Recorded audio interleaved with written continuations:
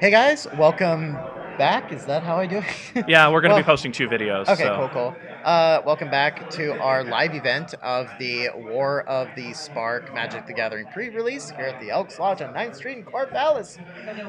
Hosted by Matt's Cavalcade of Comics. We're here with Judge Justice. Oh my god. Oh, It is yeah. so cool. Law school was a thought. Just because. I could be Justice Gibson and Justice Gibson. Oh, I'm assuming that's your full name. Yeah. Cool. Introduction already done with. So I'm Joshua Francom. I don't know if you know Marcus at A all. little bit. Axford. Okay. I was around when he interviewed Kylie at the shop and some things gotcha. like that. But Okay. yeah, that was quite the sight to see, the garage and everything. I was saying earlier on the show, I'm like, I walked in, I'm like, I wasn't expecting this. I don't know what I was expecting, but it wasn't this. it looks a little bit like a dungeon, but it's cheap rent. Yeah. I do What- actually want to get that microphone a little closer to you, if Okay. I could. Yeah. Yeah, you can move What's it. That's fine. up with the arcade cabinets? I'm dying to know. They used to be turned on a long time ago, but a couple of them don't work now. Like the Gauntlet, I think the hard drive is gone. Things like that. So they've just been unplugged and moved around. At some point, honestly, I'd like to renovate them and set them up, and maybe put a MAME cabinet in or something like that. But Don't get any ideas. I'm getting ideas to 'Cause get you- a hold of one of them. You 'cause get too many ideas. I don't care. I've got an IT engineer who's an indie game dev. He could do wonders with that And you're cabinet. and you're signing him up for projects before telling him. You can't tell me Tony would not look at that and go, "Oh, that'd be a sweet idea." Yeah, I mean, just add it to the bottom of his list of things to do. Of course, you of know. course. No, we have a lot of important things. one to of do. those cabinets has a great 6-button joystick setup, just generic. Oh wow! And it'd be easy to just slap like a $200-300 motherboard processor combo in there, and just put an emulator on it. Hook it to the coin slots. Tony is so. I keep tooting your guys' horns for you, but he's so Yeah. innovative. He could probably make his own. It probably, yeah. God, he seems to pull things out of thin air. It's amazing. Well, Tony already does do game development, so Yeah, he he does. has a good understanding of that process. So Anyway, moving on. The interview is, of course, about you. So, God, where do we begin? how long have you been playing Magic? Yeah. Off and on since revised, so 95-ish. Wow. How I've old been are you in and now? out of the game. I'm 41, almost 42. Okay. So I've been in and out of the game a couple times. I got out at Mirrodin because Affinity was just no fun, and a lot of people got out at that time. I discovered World of Warcraft, wasted a few years of my life on that. Well, not really wasted. I met a lot of cool people that I still talk to. Got Magic back of in online around friendships. Mirrodin Besieged, New Phyrexia, and have been in ever since. Okay, So- yeah, that's about when I was talking about earlier. That's about me. I got in first time around OG Innistrad, tail end of Phyrexia, and I jumped out, jumped back in about Theros, got the hell out of there, and jumped back in. I can't remember when, but yeah. I started like 2 years ago, and then off and on. And he still is Then like, you've known nothing but upswings. yeah. Because it's gotten better Okay. continuously Yeah. over the last 2 Yeah. years. Well, for me, after Innistrad was kind of meh. There was a big drop off. Theros Ravnica was okay. Dominaria is where it felt like the franchise really got a fresh breath of life back in it. Yeah. And they've done nothing but pretty good. Yeah, They've I done agree. great ever since. Ixalan and Rivals were well designed, and they're also where you start really seeing the effects of the new play design team. Right. Those were the first ones I believe that they fully worked on. But no, Dom had the nostalgia factor for everyone, especially like the old players like me, where those are the characters and stuff. Like when we got into 1994, like Dak and Blackblade. Well, because Dominaria was the very first plane at the beginning of the game, Yep. that's also why it felt like Wizards kind of put a reboot on the franchise. We're going back to the original. Now, going forward, we're going to obviously finish the Nicole Bolas arc and whatever is going to happen after this. Speaking of which, we haven't asked anyone this question. What do you think they're going to do? It's kind of like with Avengers. With Marvel, what's going to happen after What do you this? do after you retire all your original characters? Yeah, exactly. I haven't put too much thought into it. I've got the Nicol Bolas book at home. I picked it up on Tuesday, but I haven't had time to read it. Oh, here, Yeah. I'll I was going to feature say, it, yeah. Yep. Oh, There we go. There we go. Yeah. By the way, if you're a Magali Villanueva fan, she does beautiful artwork. That's her cover. I know. I looked at them like this. So with the white and everything, it just looks so beautiful. I heard. there. I've only gotten through a couple chapters. I heard the overall book wasn't that great. It wasn't structured as well as it could have been, but honestly, everybody's opinions are different. Yeah. So like, that can happen with licensed stuff. I read a lot of like Star Wars novels, Warhammer novels, that kind of stuff. Some are great, some are not so much. Exactly. But if you enjoy the magic novels, I recommend the Sanderson novella that was Brandon Sanderson that was released for free. Mike's Oh, yes, over that like, was nodding over It's there. Yeah. it's Davriel, the character Davriel. That's Oh, Sanderson created that okay, character. okay. So. How long have you been a judge? Ooh boy, a long time. When did Brandon certify me? I want to say 6 or 7 years. How difficult is that process to go through? For level 1, it's not too bad, which I'm still level 1. I want to say 5 or 6 years probably as a L1 judge. Would I be able to, somebody's played Magic for quite a while and knows quite a bit about it. How hard would you say it would be for somebody like me? I mean, I get you obviously don't know me from Adam. That Right. well, It's not but- bad. It's mostly about judging what are called regular events.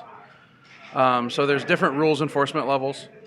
You've got like casual, regular, competitive, professional. And this is a casual event, pre-release, Right.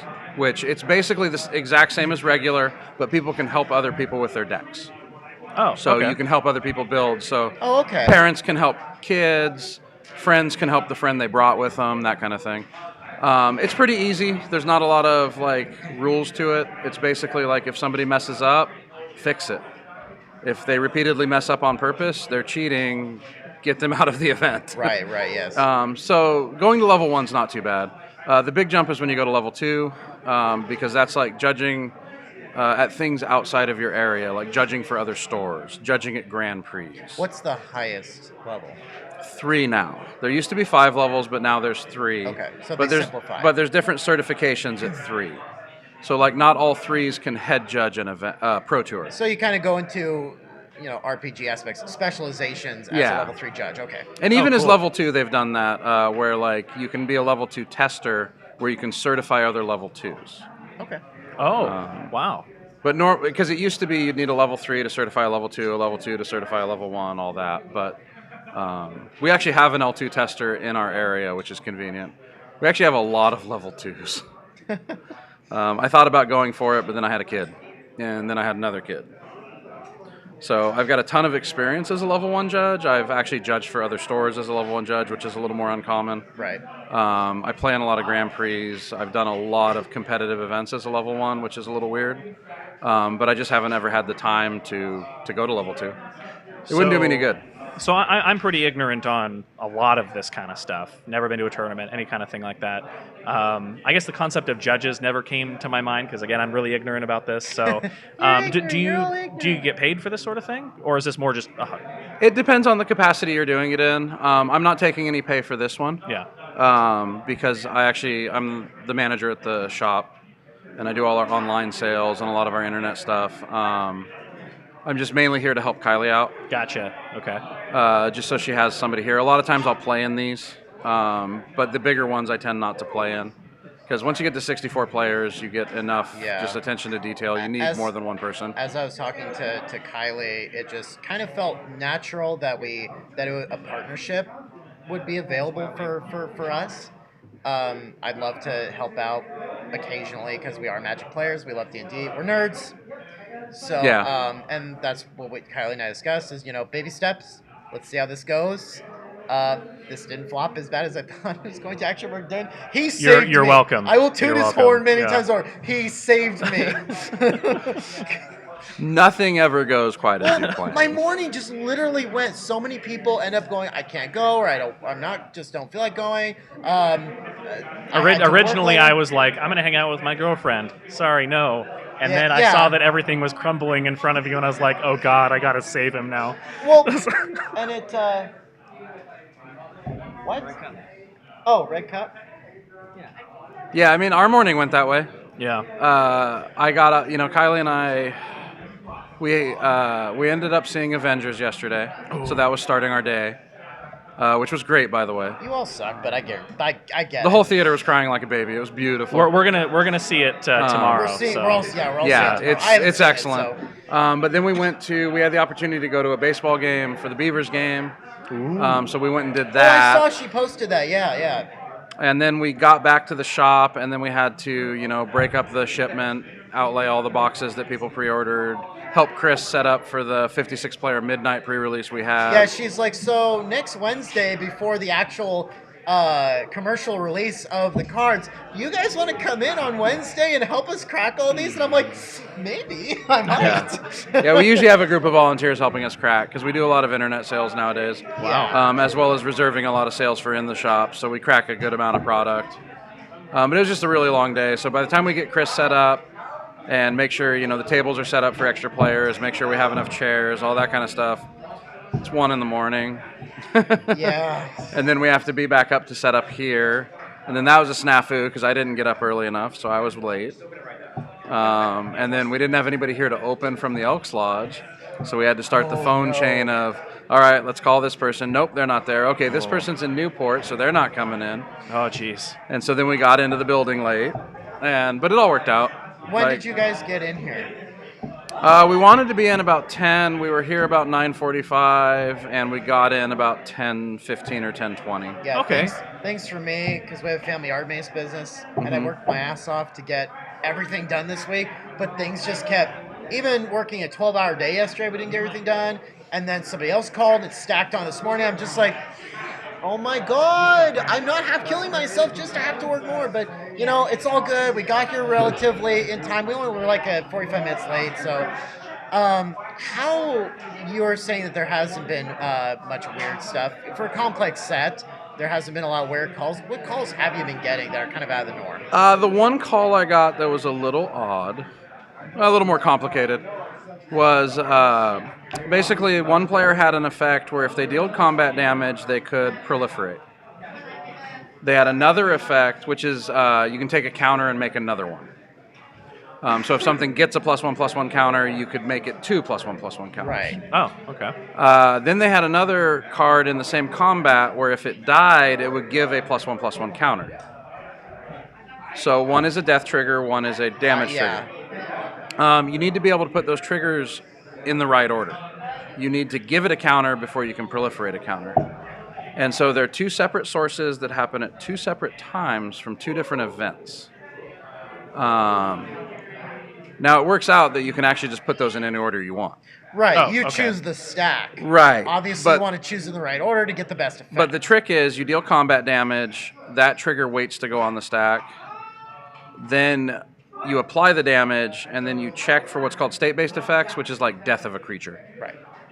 Because you want to give the players a chance to do something at some point, which is called priority, and you don't put triggers on until somebody gets priority.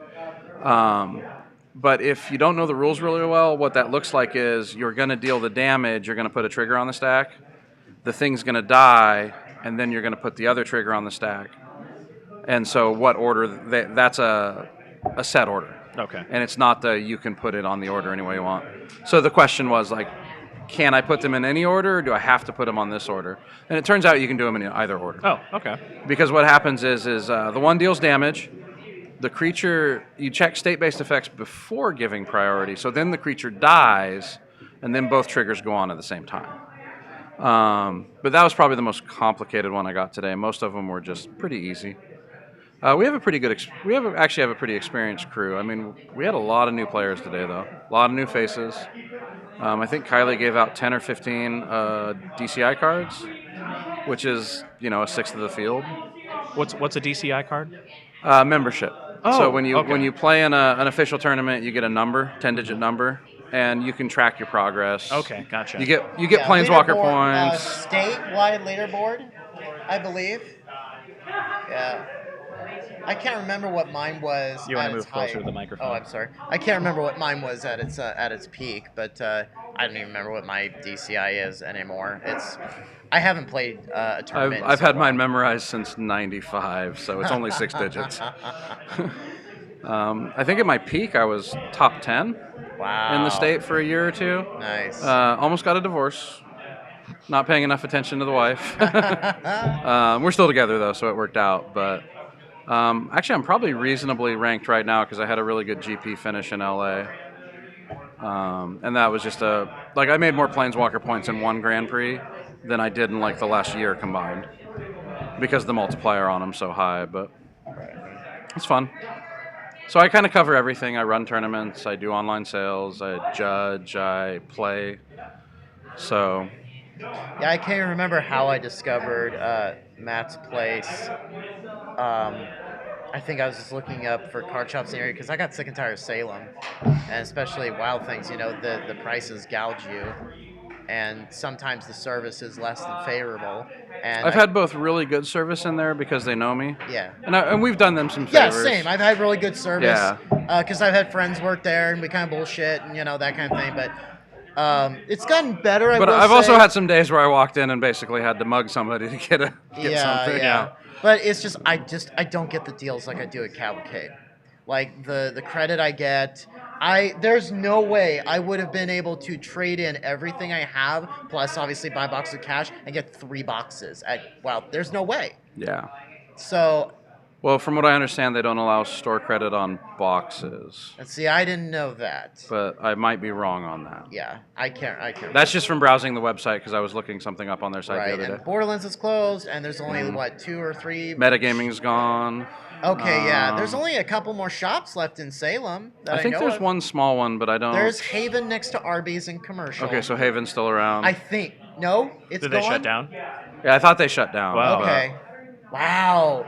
And see, that's right. Yeah, I actually, now that jogs my memory, they are shut down. It's really funny, too, because in the Salem gaming... Are you in it?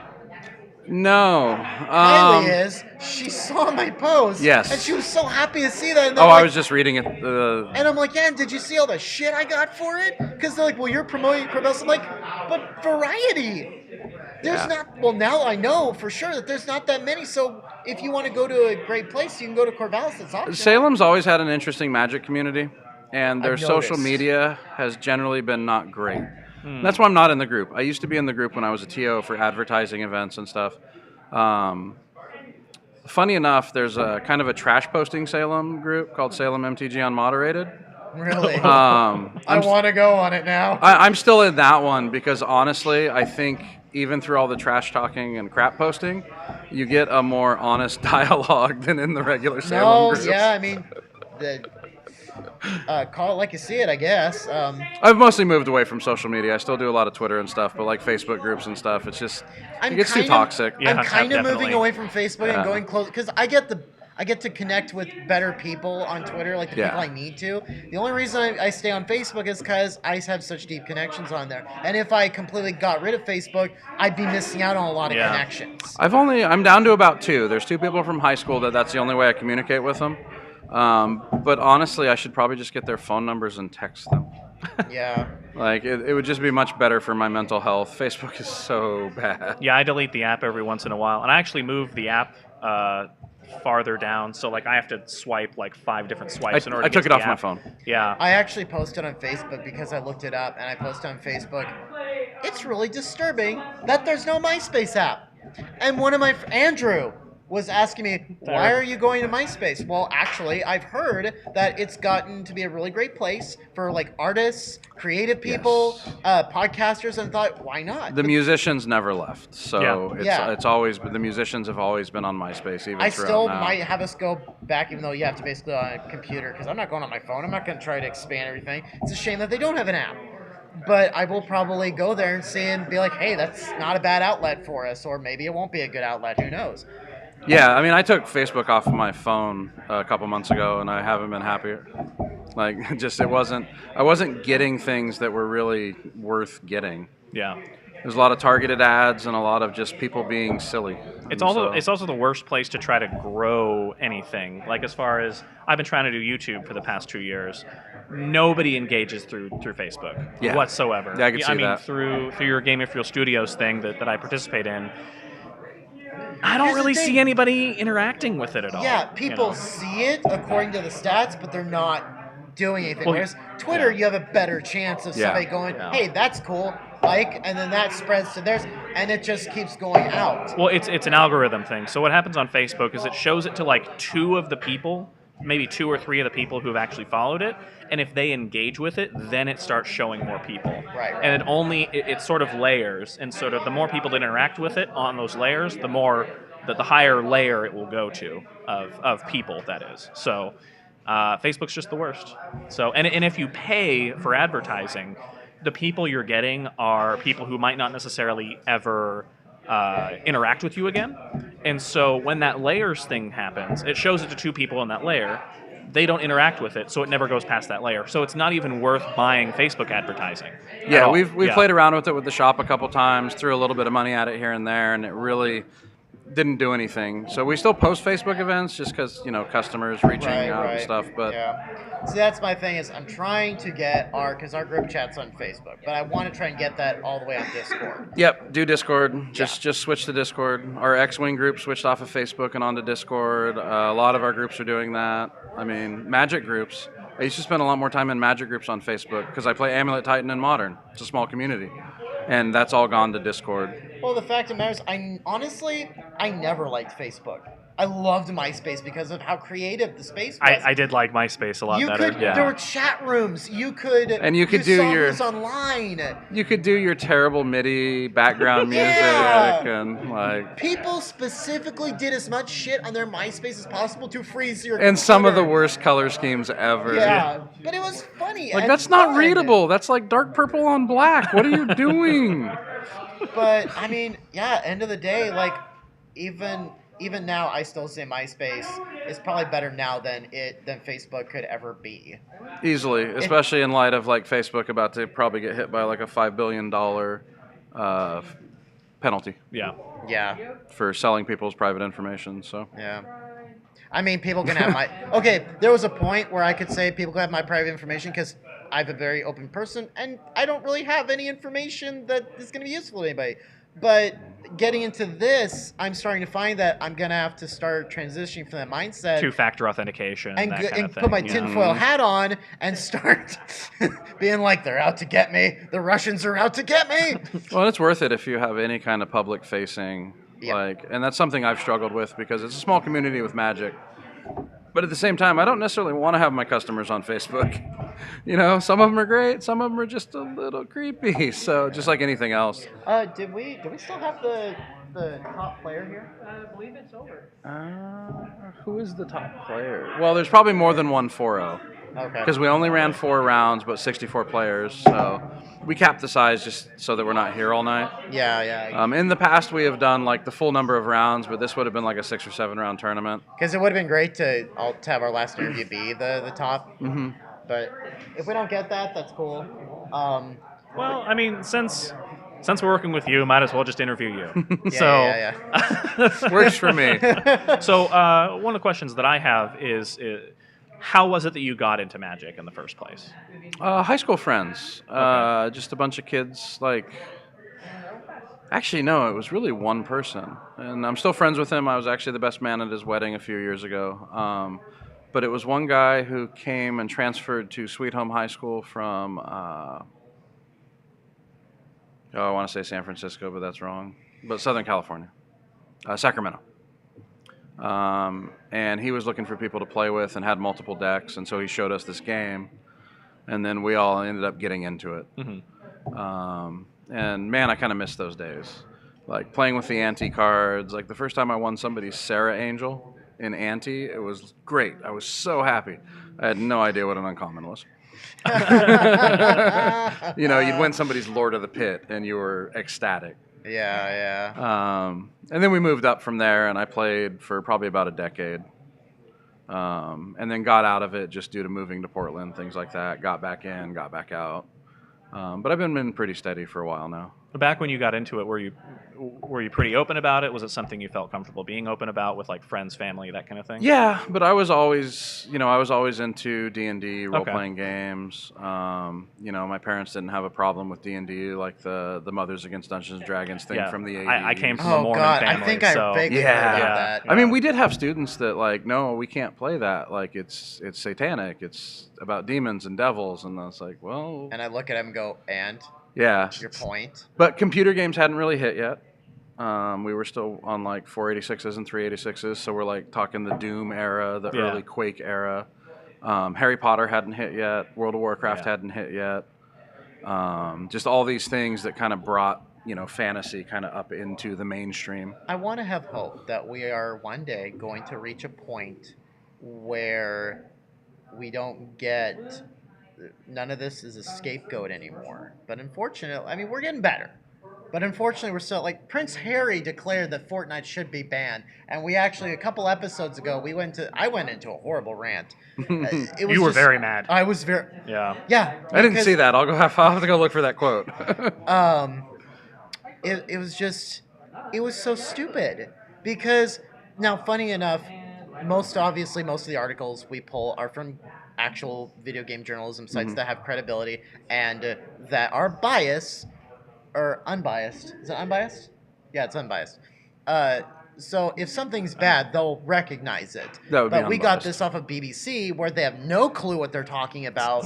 They only had one professor that was like, no, video games are fine. And the rest of it is all, trash talking and this one guy... clickbait type of stuff. Yeah, this one guy going to this group called Game Quitters, which we did say, if you want to quit this addiction you have, no matter what it is, good on you. Get help. Get healthy. But what he was saying was I wouldn't pay attention to my kids or, my marriage is fine. And it's like, dude, that's kind of on you. Personal responsibility. Yeah. Like, if it wasn't role-playing games or if it wasn't video games or it wasn't something, it would be something. You even said that, I almost got a divorce because I was doing this, but you didn't blame it on the game. You recognized that, I'm doing this. Yeah. I've got to pay attention more. It was my choice to travel too much. It was my choice to spend too much money traveling. I think sort of along that same vein, but in a different sort of skew, I guess.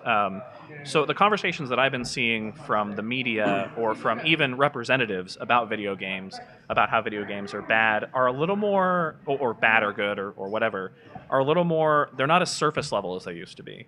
So, like, you had the representative from Hawaii who was saying with video games, they're going after EA about the loot box thing. Mm-hmm. It was the representative from Hawaii and also Belgium is going after them about that. So fair, it's getting better.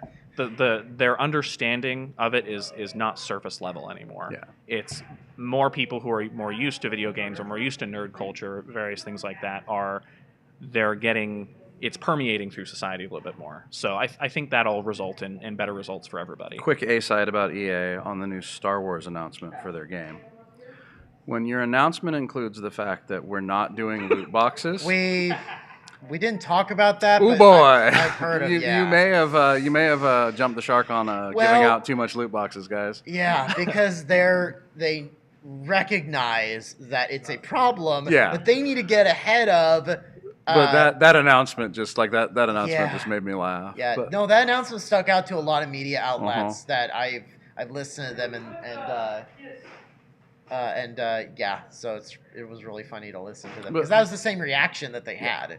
But back to the original point, I think we've come a ton of distance in the last 10, 15 years, especially. We've really closed the gap. We're still a ways away. Well, we're seeing like CEOs or very popular media figures that there's NFL players. There's the Seattle NFL player Cassius Marsh, I believe, that plays at Grand Prix and stuff. So it's just you're seeing a lot more crossover.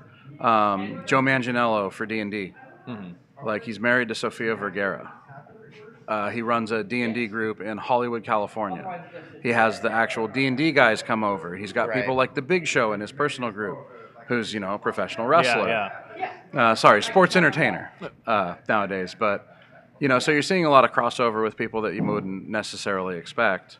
And we even see it in the shop. I mean, we used to have a group of rugby players that would come to pre-releases. Wow. They do not look like your stereotypical, that preconception of the dungeon-dwelling nerd. Right. These are some very buff men and women. And we see a pretty broad range. We see a lot of married people now, a lot of people in committed relationships. You still get the awkward single guys, but that's any social group. Yeah. A whole range of, social classes. You get people that have a lot of money. You get people that don't have a lot of money. Oh God, look at Dan Harmon. Yeah. We're still not quite there. But the awareness on mental health has helped, and people aren't blaming D&D for their kid committing suicide anymore, like in the 80s. No, that kid needed help. Yeah. Well, I heard when I was doing journalism on one of my on whatever, I heard a story about this teenager who shot and killed his parents because they wouldn't let him play Halo 3. And it's like, okay, there's something wrong with this child Halo to 3. begin with. Yeah, Halo 3 wasn't the first thing. No, that was happened. the trigger. Yeah. All of the underlying Yeah. problems. We're still struggling with women and magic. We're still a little bit behind there. D&D is far ahead of us in that respect. Oh, definitely. Yeah. But even Kylie struggled with, well, you play magic pretty good, and then they just have to tack on the for a girl. Yeah. The shop's really good. The shop's we've got some female players and stuff. Well, so my in the wife shop, she enjoys D&D when it's a good DM. Mm-hmm. She does enjoy trying to get into Magic when it's a small group of people she knows and understands and plays with, because it is a complex game.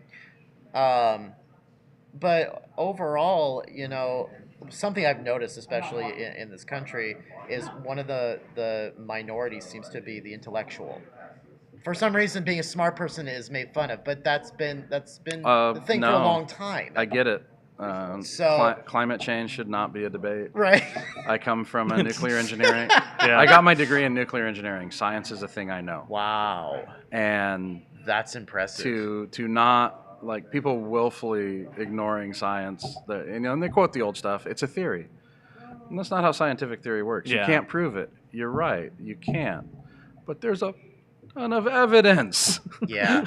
I could probably go on for a while just on that point, as I'm guessing you probably could as well. Yeah. Sometimes the willfully ignorant it kills me on the science hating. It's like, come on, guys. It's 2019. Mm-hmm. Science is, and that's quite frankly, science is just increasing in what we know. The knowledge we have is, I don't know what the current rate is, but it's doubling. The human knowledge is doubling at a rate that is just accelerating, which might kill us someday. But and a lot of it is in like Japan and stuff. But those governments actually cultivate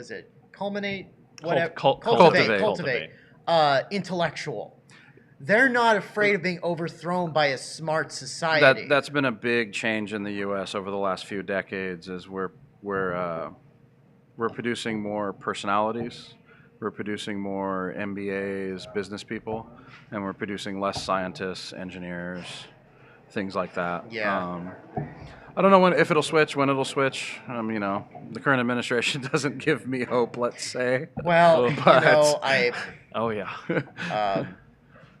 I've made this comment before when I look at something that's going on in our current state of affairs. And my mom passed away back in December, and sometimes I'm like, in a way, sometimes I think she was the lucky one. I'm really glad that she's not here to see how bad it's getting. I mean, that's just it. Is it really as bad as the media portrays? We really don't know. We will find out in hindsight, I suspect. And that's the problem. It is hindsight, and by then it's too late. I'm hoping we're on an upswing. We'll see. It takes time. But inside of our own community, I really like the fact that we have a lot of smart people. The nerds I just don't tend to be more interested in knowledge. Yeah. Here was my thing. Because Salem's got it, Corvallis has got it, and now they just passed state legislature that they're going to start statewide. My thing is I don't care that plastic is banned, but don't make us pay for paper. Or here's this thing called biodegradable. Start producing biodegradable plastic. It drives me nuts. I don't want to have to pay to put groceries into my car. So charging for bags actually makes me laugh. And the background for that is I worked in the grocery business for about a decade before going back to school again. Right. And I was a buyer for one of the thrift toys. And so I did a bunch of their ordering and did a bunch of their direct store delivery. So I dealt with like Lay's, Frito-Lay, all those people. But we always used to joke about a la carting the bags as a joke. Because we're like, there's no way our customers would murder us if we tried to charge for bags. So you just order a pallet of bags every few weeks and you underwrite the cost as, part of the cost of doing business. And then I got out of that, went back to school, moved to Corvallis. Corvallis passed the bag ban.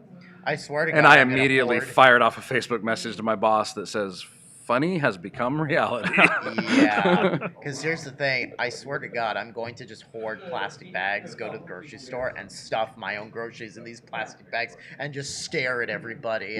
We have customers bring in plastic bags, and they just bring us like a big garbage bag full of plastic bags, and we give them out to customers when they ask for a bag, type of stuff. Isn't that technically? They're recycled. This is true. I just don't know the legalities of that though, because I believe the ban is a store cannot give them out at all, isn't it? I don't think so, and I think it also might be an exception on smaller businesses. See, I think the law was targeted I think I was as targeting grocery stores and all that, things that produce a major amount of waste. Again, I commend them. I am not saying it's a bad idea at all, but they're not going about it correctly. I mean, microtransactions are leaking in everywhere at this point, because oh that's my essentially God, what that is. You just blew my mind, because I'm like, you already have plastic bags. You've not purchased plastic paper. bag DLC. Paper. Yeah. You already had them for fucking free. Why are you just now putting a tax on them? And that's what this is. It is a tax. Well, and that's what drives me nuts about things like ordering from Munchies. There's like 3 separate charges. Just give me one upcharge and a delivery. But they charge you for using the card, but they don't take cash. They charge you for the service fee, and then at a lot of the restaurants, they upcharge you on the food a little bit. 25 or 50 cents an item. It just drives me nuts. I'm like, I do not want microtransactions in my food that I'm too lazy to go get myself. We actually had an interesting, because here's I'm of two minds on microtransactions. I like it. I understand it when they're necessary and when they're done well. I actually talked about in our guest show for the Division 2. When it's done with just aesthetics and stuff like that, and they're not shoving in your face, it's just, hey, here's this extra thing, but you got to pay for it. Doesn't win you the game, doesn't anything. They're just extra. Kind of like, paying for a prettier version of a Magic card. You don't need it. You can get the base one. But you can get a shiny one. But you can get a shiny one and pay just a little bit more for it. I understand that. But when it is a required, like, I always rag on GTA Online because the structure is so terrible. They're pushing you to the shark cards. They're pushing you to this thing that it's like, but Grand Theft Auto is a dick around game. Why am I having to grind to pay for this car that I find out isn't even that great? The classic pay to win is World of Tanks. Oh yeah. You needed the gold ammo to compete. You had to pay for the gold ammo. If you wanted to compete, you put the money in. Yeah. It's interesting because there's actually definitely a right way to do the like loot box sort of thing. Magic the Gathering's kind of a loot box. Yeah. But the difference is when you buy a pack, you're guaranteed to get something that's at least useful. A lot of the time, you're getting more money out of that pack, as far as what you can sell them back for more money than you actually bought the pack for, which is kind of a strange concept. Yeah. Secondary market. Yeah, but it's. And again, you don't have to get it, especially when it's in, like we were talking about, in models that are just, here's the thing, you can have it, you don't need it, but you can spend money on it, so people can't complain. Yeah. But when it's a blockade to, I can't remember what a better example is now. Well, plus you're like in Magic, you're getting something physical. You're actually getting something that you can buy and trade, barter, whatever. With like EA, like FIFA Ultimate Team, right? You're not getting something physical. You're getting something that's a lot of time you pay money. It's like garbage stuff. It's like players are not even going to use that kind of thing. You can buy singles in Magic too. Yeah. You can literally buy whatever you want as long as you have the money or the credit. Yeah, I remember the one that used to get me 2008, 2009, 2007. It's been a while, but early WoW and people buying gold. Like, why would you ever spend real money on a digital product? Yeah. Well, I've got a pretty stocked Arena account, so change my mind at some point. No, there's definitely a right way to do it and a wrong way to do it. A lot of it just comes down to economics, though. Free to play with microtransactions makes far more money than subscription services. Well, it makes sense because I get it. You shouldn't ask a company to always put something out free. Like again, Ubisoft with Division 2, their whole roadmap is our DLC's free, but we do have microtransactions because in addition to people buying the game, we need a way to pay our people. That part I totally get. You need an ongoing way to pay the people so they can continue on the service. That's understandable. Well, and the people that spend a lot of money spend a lot of money. Oh, yeah. So a lot of those Because that's their thing. microtransactions, the top 1% pays for the whole game. Yeah, absolutely. Yeah. Like, and that's why, you know, WoW stuck with the $15 a month subscription model for a long time, and they've been able to just because they're big enough. But games like Dungeons and Dragons Online, I like DDO. they never really showed a profit at a subscription model. But once they switched to a free-to-play model with the microtransactions, they started profiting almost immediately because that top 0.5% I remember spent that, so much money. And that's why Fortnite had earned so much money. Yep. Is because it's free to play. Now, I've never played Fortnite. It's free to play. I don't. Battle Royales weren't my thing until I played Apex, and Apex is the only thing that I really was into because of the way it played. Because the idea for me of going into a game, you have one life, that's it, you're dead, game over, never appealed to me. So that's why I never played Battle Royales. But again, Apex was kind of different because it gave you chances. It's never been my thing either, but I understand the appeal to it. Yeah, I do too. I play a lot of PubG. My brother-in-law. I see you play recently too. Yeah. My brother-in-law's played a lot of PUBG for a while. My But yeah, Steam- microtransactions are here to stay. It's just financial. Like Yeah. they make more money with them. Yeah. It's corporation. They're corporations. They're here to make money. Actually, speaking of Epic, Epic is in trouble. Are they? Yeah. We'll probably talk about we will that. talk. We will be talking on- about that on the- tomorrow. on the yeah. podcast tomorrow, yeah. We'll be talking about that. Yes. I have the Epic launcher on my computer just for a couple of games. They're not Fortnite. You know, the drama with Metro. Yeah. Yeah. What's the newest one?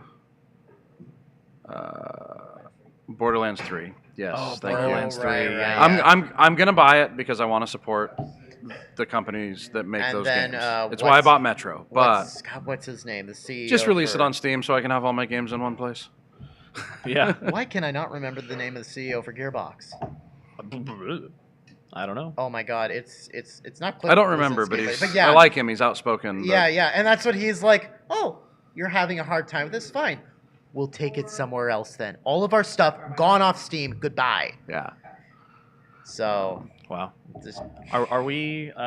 Do we need to start? We're packing fine up? as long as Kylie and I are here. Okay. oh, look at all that stuff on the table. I'm just gonna. That's shut why my we pockets. kick everybody out and lock the doors. Yeah. Some of that will Then go the with real us, party but- begins. But no, this was a lot of fun. I mean, it sucks that due to circumstances beyond my control, it came in late, and we were kind of shantied for the first half of it. We kind of just had some personal fun for a little bit. I hope you guys are having fun down there. That's not a. Are you gonna come back to my place to actually play, and see what the rest of the stuff is? Talking to people off screen. Yeah. Yeah. Oh yeah, because on camera it looks like I'm talking to Yeah, you. yeah. You're just off in the distance. Uh, No, that's fine. Like you're gonna have days like that, and it's just important to like just do what you can with it. well, the last event that I did, God, I remembered it earlier though too. Oh, it was Cherry City last year with Dominaria release. Yeah, and that went okay. That was the last year for the con in Salem. Yeah, I was part of that team, but they had some problems. you were there. No, but I saw some of the Facebook fallout, and yeah, if you're I if had you're gonna my- comment about your customers on your personal Facebook, make sure none of your other customers are on your personal Facebook to show it to all the other customers. Yeah. He said, "Okay, we're just canceling because I can't afford it." The guy who ran it. Yeah. I'm not gonna say his name. And then he's like, literally 6 hours, like the next morning, He's like, okay, it's back on. I figured it out. But by then, like a lot of his people dropped. A lot of the venues dropped out. Vendors dropped out. And the power went out during one of the days, and there wasn't that. It was not good. Yeah. No, it was, and I had my own personal issues with another vendor that I had been friends with for a while and had a falling out with. Very personal. I'm obviously not going to say what, but it just, my wife and I are just like, this is it. We went there for a year. I think we went there the first year, and then we're part of the team for the second year. Yeah, I think there was an issue with cosplay a couple years ago. I can't remember. Basically, being a safe space, cosplayers are very... Oh, no, we did go for three years, because the first year we went, the second year I actually was on panel. Or maybe that was the same year. But it was neat to have a local event. It was great. Yeah. I kind of wish it hadn't have gone, but if it was still around, would I have been there? Probably not. Yeah, unfortunately for us, we never did Cherry City because it's just not big enough. No, it's not. We've grown the store in such a way and our online sales in such a way that taking people away from that hurts. So it has to be like an Emerald City, a San Diego Comic-Con, a New York Comic-Con, a Rose City. But any of the smaller stuff, like a lot of the Wizard Worlds, like we used to do Wizard Worlds New Orleans, which was a fun trip. It's great food, music. Oh, I'm sure, yeah. Mostly a tax write-off excuse to go to New Orleans. But ooh, we could do that. Those smaller shows have gone from, not even being break-even to just being a little unprofitable. And so things like Cherry City and stuff, the local ones. We do the one local Eugene one, Yukon. Yeah. We do a big booth there and do a lot of comics at that one, which a lot of our events, we don't even take comics anymore. So yeah, it's funny. Tony Costa, our indie game dev, he's like, yeah, let's take the network to the RetroCon with his team. And I'm like, okay. And we had this whole conversation. I think it was episode 12. And I'm like, he's talking about getting the network into making video games. I'm like, I guess we're making video games too now. Because he's like... And that's how you introduce your business partners to your new joint venture. Yeah, because he's like, it's really not that hard. But, I mean, as far as I've seen, he's pretty smart. He's pretty skilled. And, I've said this over and over. I just happen to have an amazing team fall into my lap. Yeah, all at the same time. All at the same time, too, yeah. Yeah, it's always funny when that happens. Yeah, because, I'm the one who has provided the equipment, and I used to work in tech support, like call centers, that kind of stuff. So, and then you have the indie game dev, and then... and then Richard he was the one who, he worked, did stage setup and tech stuff for Rooster Teeth at RTX. Okay, which was really cool to hear him talk about that. And he provided me with this laptop. It's like a $6,000 laptop from a company he used to work for. Because as I learned... most tech companies, they'll just give their hardware away because it's more expensive to dispose of it than it is to just get rid of it. Yeah. To wipe it and get rid of it. And it's like, oh my God. Because he showed me a stack. And it also ends up being good exposure because then people are carrying around things with their logo. Yeah. And it's been amazing to have this thing. I had an Alienware that was kind of more or less a paperweight. It was from 2009. I thought that I could get it updated, and I couldn't. And it was that's a long time in tech. Yeah, and I understand that. It's slowed down in the last few years. You can actually go a couple generations without upgrading your video card now. Yeah, definitely. But whereas in the early years, it was like, nope, got to get that new video card. Nope, got to get that new video card. Yeah. Oh wait, that game came out. That game won't even run on current video cards. You have to wait 2 more generations to actually play your game. Was that during like 2000? That was that area? Far Cry. Oh, the very first gotcha. Far Cry. Oh my God! There was basically not a regular computer on the planet that could run that at full resolution. I think I have the first Far Cry. Yeah. I have that on Steam. I just haven't played it yet. And I want to say that's around the very first NVIDIA cards, or about 3rd generation NVIDIA.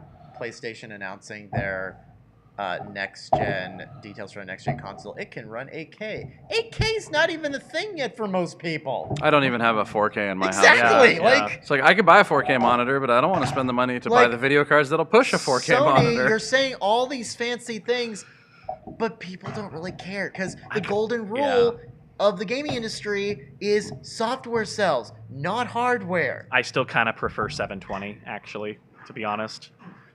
Maybe I'll watch something like, especially for recording. I still record everything pretty much on 720p, and literally no one cares. Yeah, stream it. A lot of people Yeah. stream at As long 720. as Yeah. it sounds like you're not gargling nails, yeah. Yeah. Yeah, I've got the exact same Logitech camera at home.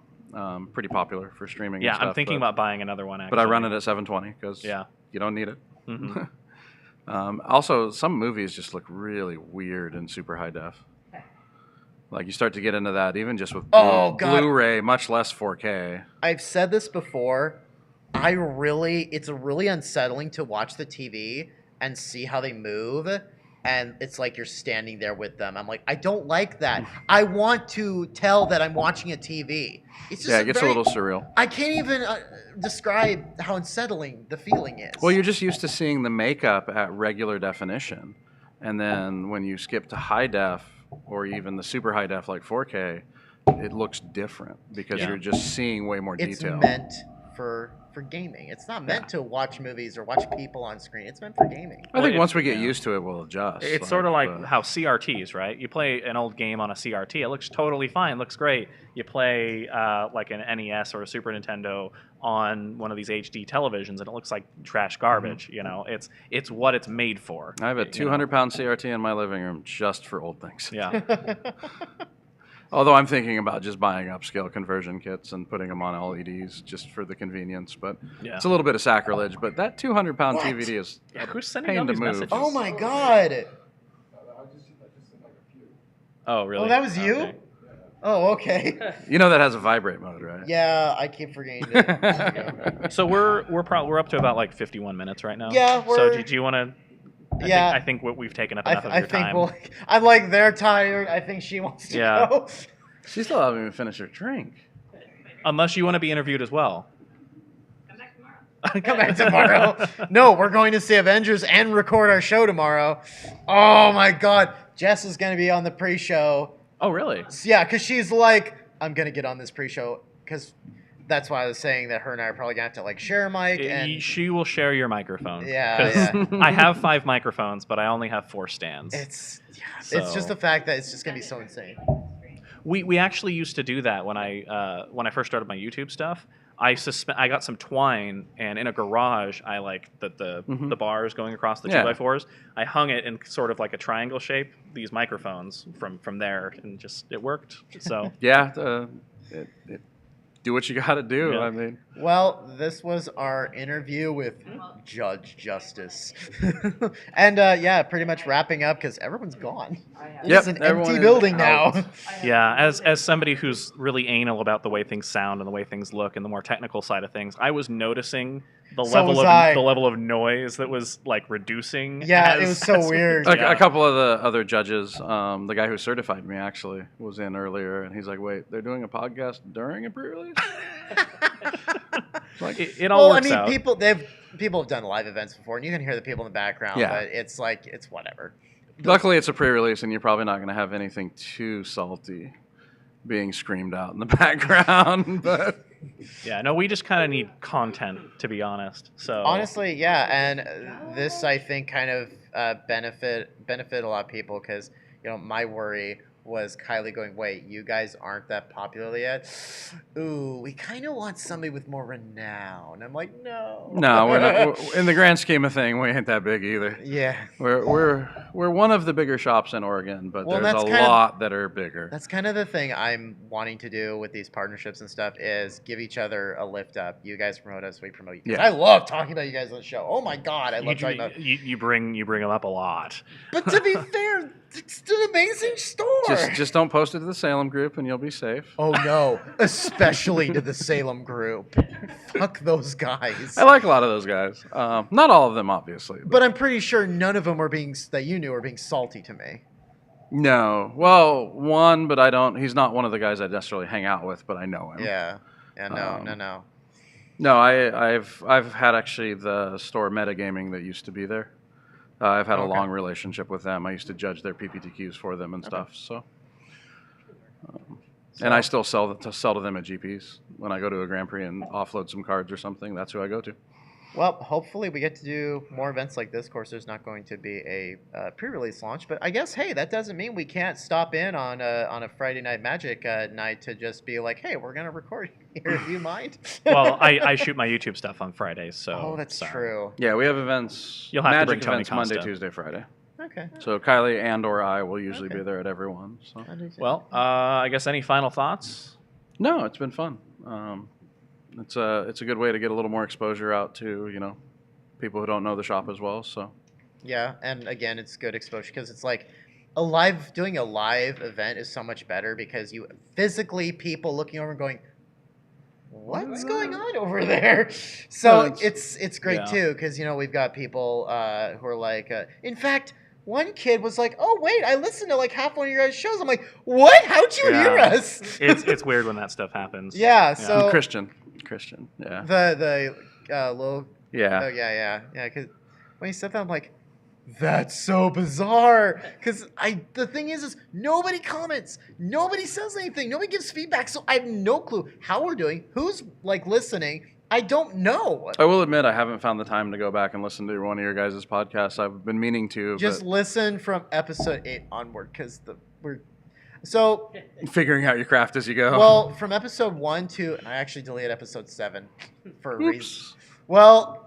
Let's not go Or too not- much. Let's no, not go too no. much into it. Yeah. I was inebriated, autism brain kicked in, and I said something, and it's been up for a long time, and I just keep thinking about it. And it's only like 2 minutes of speaking that I'm just like, you know what? Yeah. I'm just gonna, that 2 minutes kind of just ruined the whole episode. Yeah. And that was the last one I did with Damien, so it wasn't that bad, because right after that I did the reboot with these guys. Okay, so that makes sense. Yeah. I'm almost kind of wanting to just Delete all the older episodes? Delete all the older episodes and just go from 8 to, because I've been on Spotify where podcasters, it starts like episode 12, and because for whatever reason they just don't, they deleted it or whatever. So I might just go back and delete. Might the be rest. a smart thing to do. So and just start fresh. Not that I have anything against my old co-host Damien. I loved having him on, but he left because he said I don't like being behind the camera. I'm not good. So I respected him. It takes a certain personality to want to be in front of a camera a lot. Not necessarily good or bad, but yeah. I've seen podcasters that are good in front of a camera, podcasters that aren't. Actual casters and Well, stuff. it's nice and because I like looking at myself for one thing, and handsome devil you. And 2, I don't even notice the camera's there. So I think you just ignore the camera for the Yeah. most part. Talk to Well, the and people. after a while, Talk to the people you're with, and after a while you ignore everything. You're just having a casual Yeah. conversation. Yeah. So, but no, but thanks for the invite, guys. Appreciate it. It's thank been you fun. for having us here. It was I like awesome. talking with nerds that also have a fairly broad set of interests. I started talking when I was 6 months old, and I never shut up. That's a good description of me. I started talking and reading novels in like 3rd grade type stuff. And Yeah, it's a good sign. It's just a sign never of a good mind, though. I Never like that. slowed down. Yeah. Alrighty, guys. I think that's it. We're gonna wrap this up and head home and crack some more packs. So, and I don't know when we're going to post this. It'll just be whenever it's done. Yeah, whenever it's done. I mean, we'll probably be posting both of these episodes around the same time because we recorded basically two videos. So Yeah, and then we record tomorrow after Endgame. When we go. We're gonna probably record it too. probably it's a 3-hour movie. So I actually, I'm gonna need you to come over early to just set up, so that way we're not coming back and spending all that time trying to set yeah, up. I can do that. My girlfriend and I are going to be taking separate cars. So Okay, we can perfect. do that. I will yeah. be interested to see your guys' reactions on that one. There is a lot to unpack in that movie. So, put down that McDonald's and pay $1 to our Patreon. I love doing that tagline because that's probably what's going to be our pre-show. Is just spoiler. I mean, we might have like a non-spoiler. Oh no, review. we'll be like, because that's part of my intro that I've been typing is, oh my Yeah. god, it's the weekend of endings, and it's actually really the year of endings. Star Wars is ending. Game of Thrones, War of the Spark, Yeah. Avengers. It's just a really bizarre year, and the last year of this decade. The United States. The United just- States, the world. We haven't ended yet, but we're getting closer. Just start over. So, alrighty, I think Maybe that'll kick off next year. Maybe. Yeah. You're right, kickoff to 2020. So, all right, guys, before we start talking anymore and getting into another Yeah, hour yeah, long. So, yeah. all righty, guys, until next time. Thanks for joining us. All right. Have a good one, guys.